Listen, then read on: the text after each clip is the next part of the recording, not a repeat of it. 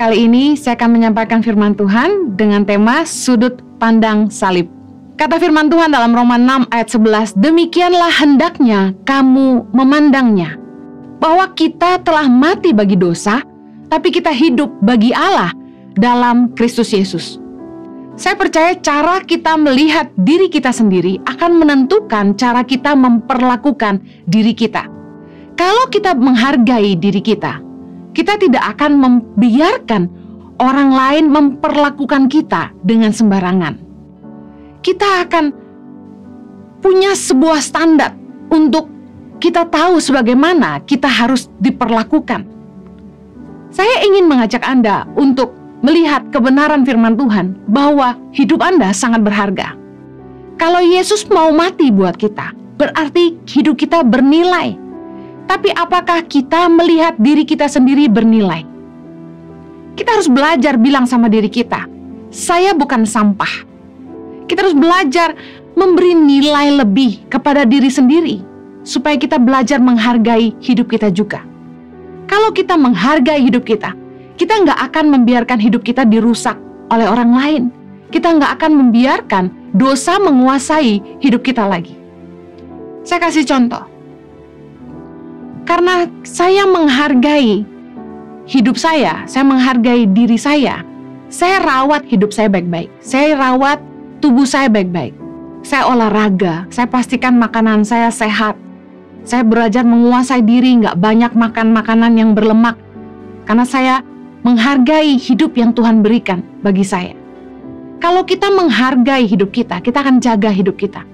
Kita menaruh nilai pada hidup kita.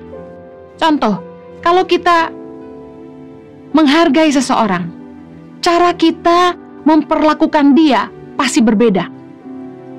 Ketika kita ingin memberikan hadiah atau makanan kepada seseorang yang kita hargai, pasti kita akan pastikan packagingnya bagus dan makanannya enak. Jangan sampai kita memberikan makanan yang tidak enak. Ketika kita memberikan kado kepada seseorang yang kita hargai, kita pastikan kita bungkus baik-baik. Kenapa kita lakukan itu? Karena kita meletakkan nilai di situ. Because we put the value there. Kita meletakkan nilai penghargaan kepada orang tersebut. Sama dengan hidup kita. Cara kita melihat hidup kita penting. Kita nggak akan bisa berubah kalau kita nggak bisa melihat hidup kita sendiri dengan sudut pandang Tuhan. Tuhan melihat hidup kita begitu berharga. Oleh karena itu Kristus mati untuk menebus dosa-dosa kita. Firman Tuhan katakan, demikianlah hendaknya kamu memandangnya. Nah, bagaimana Anda melihat diri Anda sendiri? Kita harus mengerti bahwa salib telah membebaskan kita dari dosa. Salib telah membebaskan kita dari hukum dosa. Tapi bagaimana kita memperlakukan hidup kita tergantung dari bagaimana kita melihat hidup kita sendiri. Banyak orang yang menyia-nyiakan hidupnya karena dia pikir, hidup saya sudah rusak. Hidup saya nggak berarti buat siapapun. Hidup saya sudah terlanjur rusak. Hidup saya kotor. Dan orang kemudian membiarkan hidupnya disia-siakan orang lain. Kita harus belajar menghargai diri kita sendiri. Sehingga kita menaruh nilai lebih kepada hidup kita.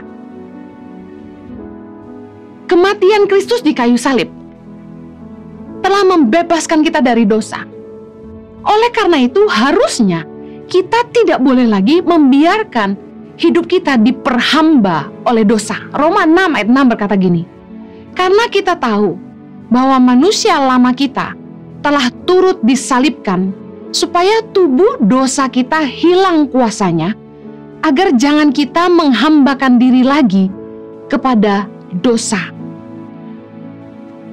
Satu kali ketika kami punya anak-anak dari Sumba yang bekerja di rumah kami, saya membelikan meja makan untuk orang-orang yang bekerja di rumah kami itu bisa makan malam sama-sama, mereka duduk di meja makan seperti yang biasa kami lakukan. Tapi apa yang terjadi ketika anak-anak yang baru datang dari Sumba ini makan? Mereka duduk di lantai.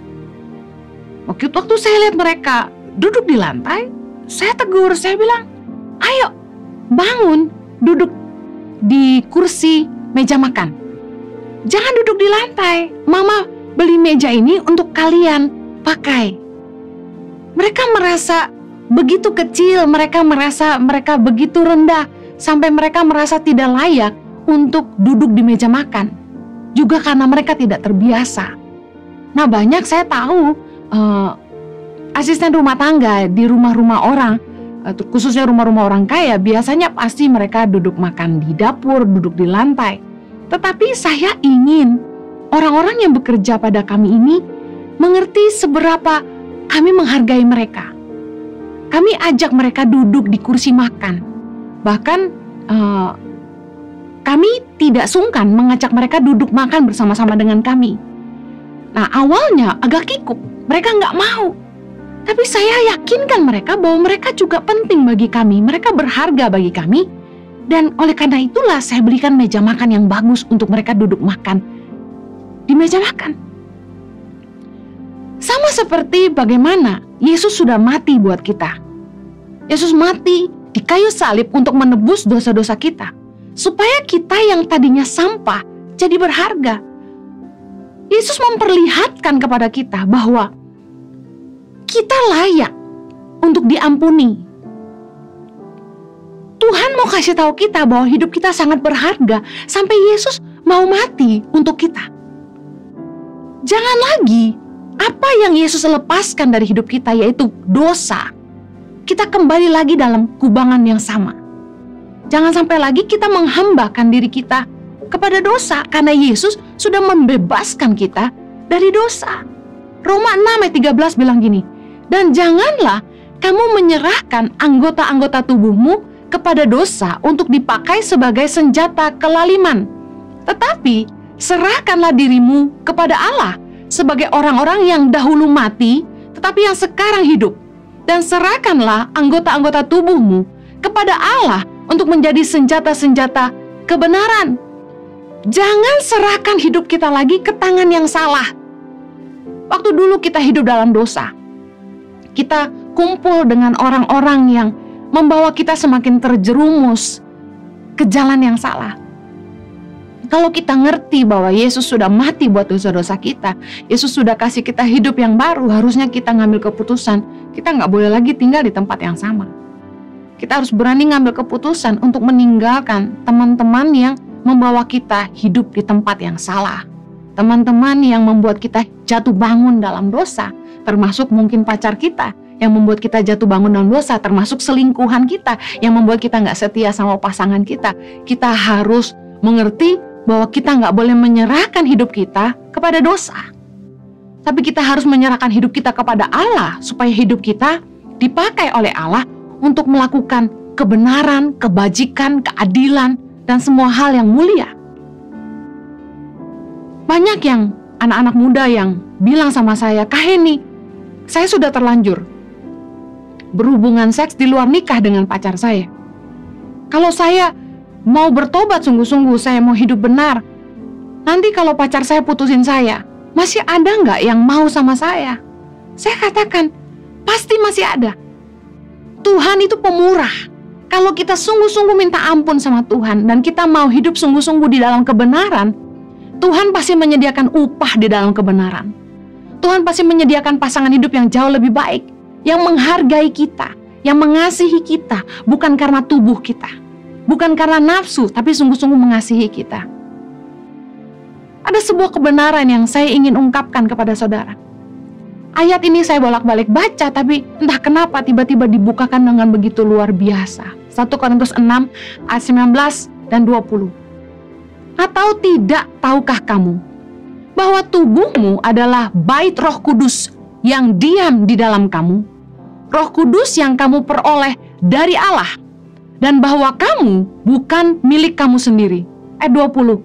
Sebab kamu telah dibeli dan harganya telah lunas dibayar. Karena itu, muliakanlah Allah dengan tubuhmu.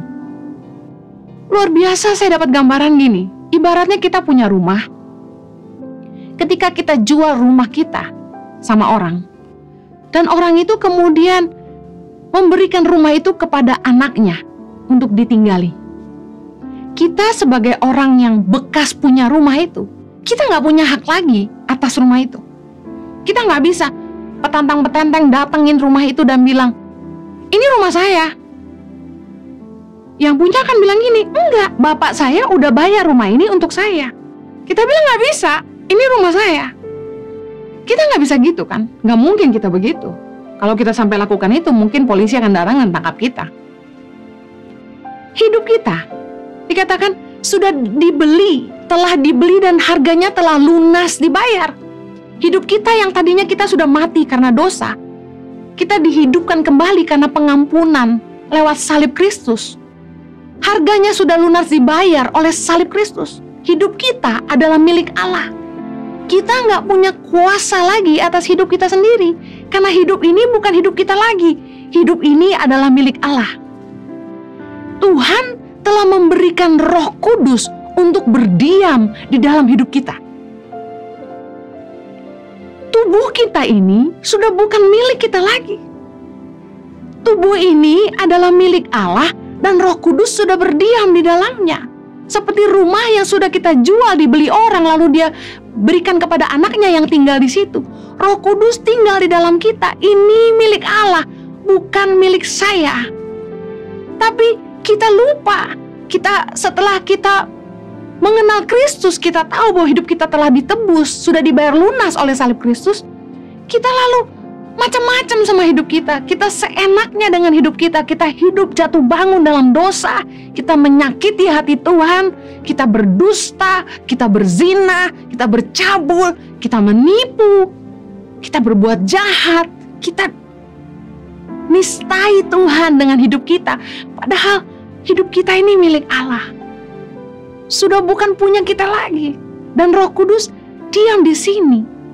Dikatakan, tidak tahukah kamu bahwa tubuhmu adalah bait Roh Kudus yang diam di dalam kamu. Ketika kita menjadi milik Allah, Dia menempatkan Roh-Nya yang kudus untuk tinggal di dalam hidup kita.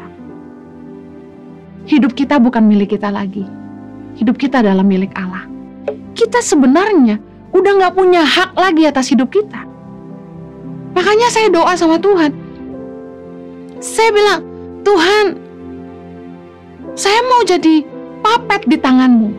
Boneka papet itu gak punya nyawa. Boneka papet itu dimasukkan ke tangan lalu digerak-gerakkan oleh orang yang menguasainya. Saya bilang, Tuhan, saya mau jadi papet di tangan-Mu. Karena saya ngerti, hidup saya bukan saya lagi. Tapi biarlah apa yang jadi kerinduan Tuhan, yang menjadi keinginan saya.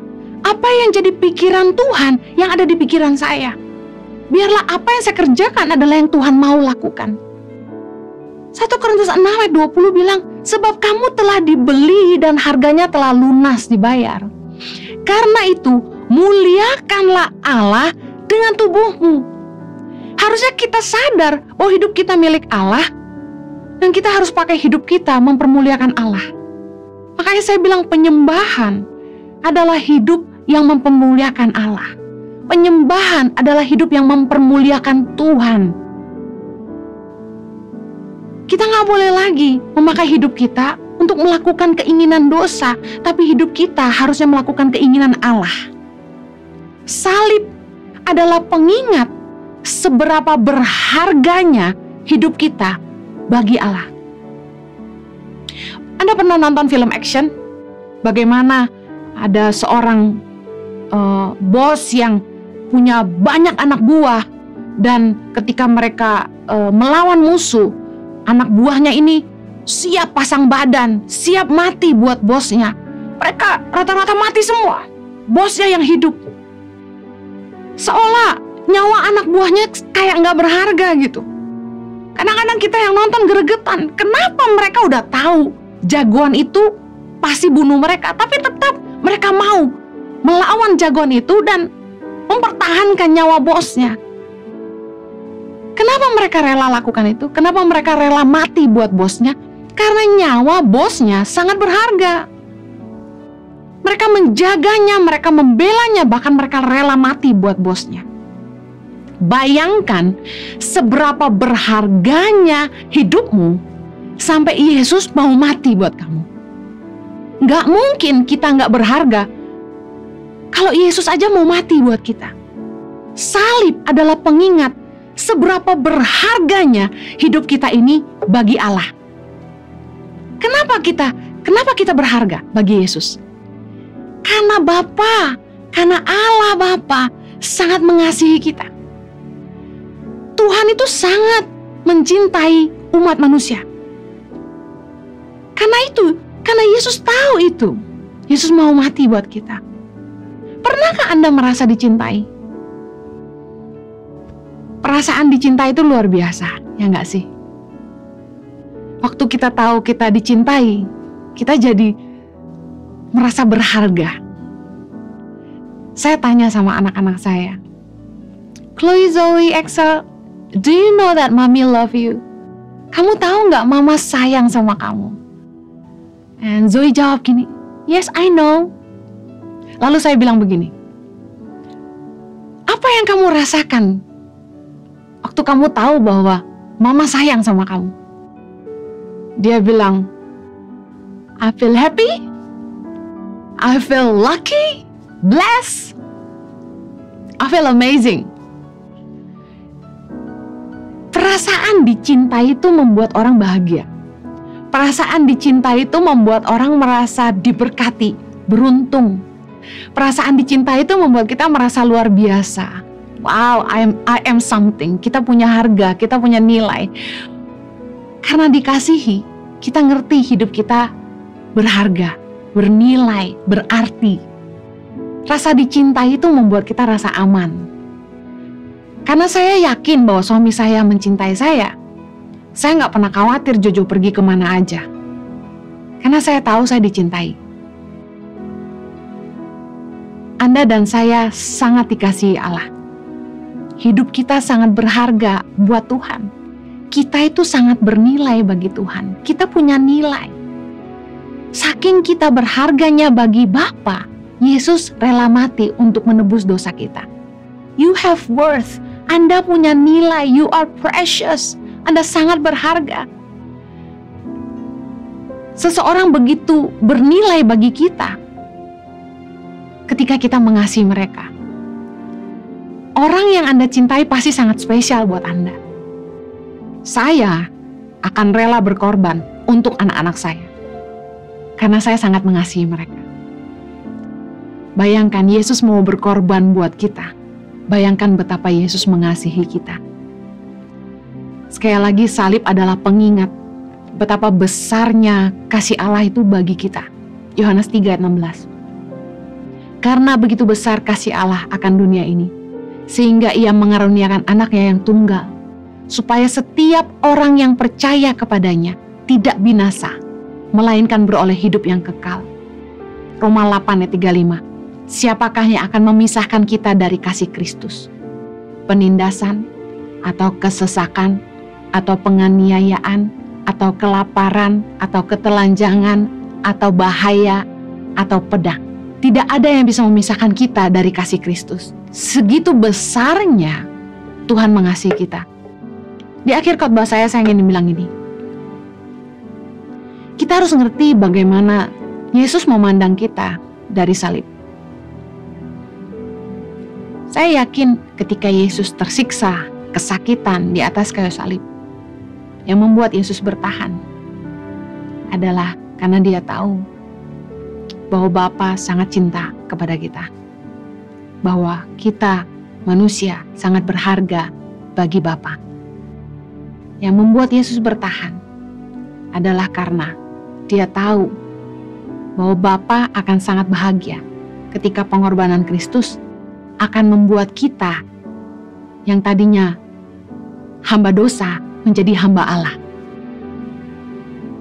Pengorbanan Kristus merupakan kado yang istimewa buat Bapa di sorga, bahwa kita manusia berpindah dari alam maut kepada sorga, bahwa kita menjadi kado yang paling indah buat Bapa di sorga, bahwa kita dimenangkan bagi Dia lewat pengorbanan Yesus di kayu salib.